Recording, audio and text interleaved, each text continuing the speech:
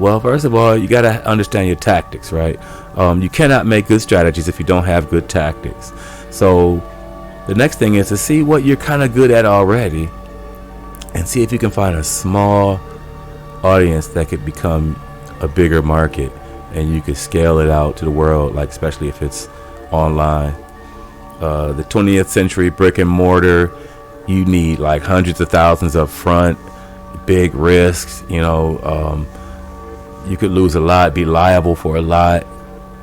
But online, there's small amounts. If you're working, I know it's harder, tough right now, but some of, like the Art of Worldly Wisdom says, most people don't attempt things simply because they don't try. Yes, there's going to be some up and downs, some failures. Failure can be the best teacher.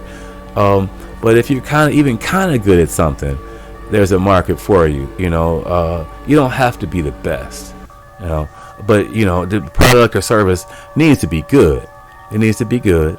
And so some people cook, some people can make pastries, or they can create things with steel and wood and crafts, and some people knit or make jewelry and all that can be sold online.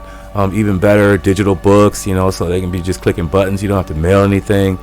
So if you're a good speaker, you like to read a lot and have a reader, then you're probably a good writer too. You probably have something to say about something, and with a little time and editing and draft, and you could probably put out books regularly. They don't have to be 500 pages, or it could maybe be a newsletter where you charge online for that.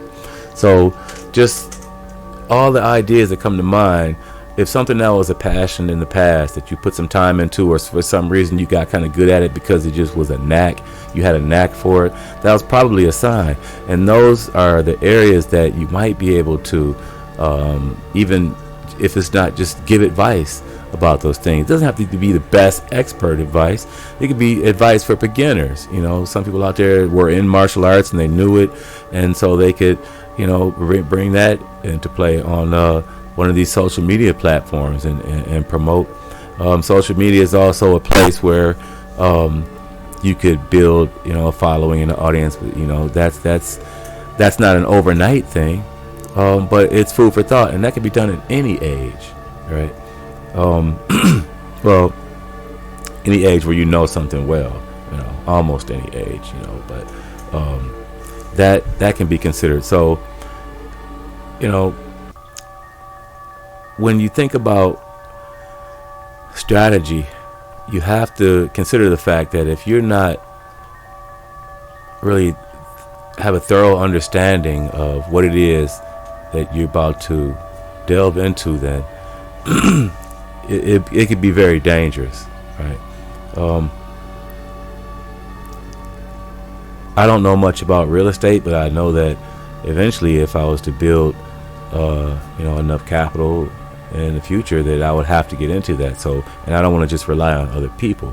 So I'll start learning about that, and eventually when I get there, I'll be somewhat prepared. And if you have a business, you need to learn a few things about accounting and taxes, but you can do that as you go. But I think that to build a small company, it's probably it's a risk. It's going to be a risk. You're going to make some investment, but it would only take a few $100 to get started with a small internet company. You get a .com. You go on these websites where it's easy to build a website. Now it's so easy. Click, drag, and drop. And then if you got your products, if you need to set up an e-commerce store, I think that's even pretty easy now too. The setups that they have, it's really not that hard. And they got the chats, and and then why not? A little promotion, especially you got a following already on social media. You just start sharing it out and promoting it.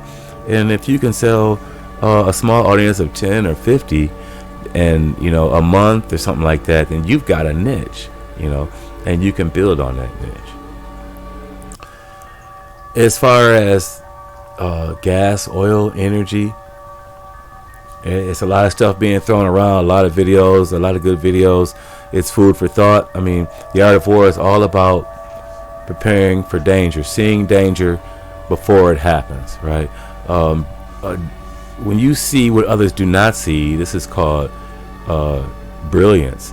or genius. And when you know what others do not know, this is called genius, or I get them confused sometimes.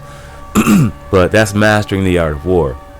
And the art of war also talks about, great wisdom is not known, great merit is not advertised. So when you solve problems before they form, no one calls you clever. It says when you have victory with no battle, no one calls you brave. Right? And that's the highest level. Some people want that battle, but Sun Tzu says victory in battle is not good. He says only victory without battle is good, and that's the highest level to foil the enemy's plots before they even start. Right? Almost like checkmate before the game even starts. Now, as far as jobs, that's an area that looks like it's going to be not so good. In a recession, I mean, you look ahead, you look at what's happening, look at your field. If you're in the tech field, you're probably most at risk. If you're in a public, organization, government, city, stuff like that, then you're probably pretty safe. How often do they lay off or let go? Very rarely. As a matter of fact, they thrive more during a recession. And so, that's the one benefit of taking a lower paycheck, because most government jobs and city and state do not pay with the equal amount of education or experience as a private corporation, right? But I mean, these are things to think about. So understanding your area, your field, they're gonna be, making less cars. Even Walmart is laying off thousands, and some of these places, Barnes and Noble, I think it was, Amazon's laying off thousands. Elon Musk, for the first time at Tesla's laying off thousands, letting go of thousands. And so when you look at these, this is a sign, right? And so what happens during a recession? Well, people who have money, especially the rich, they come in and buy stuff at clearance prices, right? They wait for this type of time. They thrive for this type of time. They probably cost this type of time. And then they swoop it all up. Look, who's got the most farmland now in the U.S.? Bill Gates bought it all up. BlackRock's buying up all the rentals. Ever since the pandemic, this has kind of been going on, actually, which is questionable and suspicious. But we're here and we don't have a lot of influence. What's at the top? We got to take care of ours and our family. So that's what my advice to you is to consider some of these things. If you have any questions about anything that I've talked about on here so far and I didn't go in depth enough, you leave a comment and I'll try for sure to get that into my next video.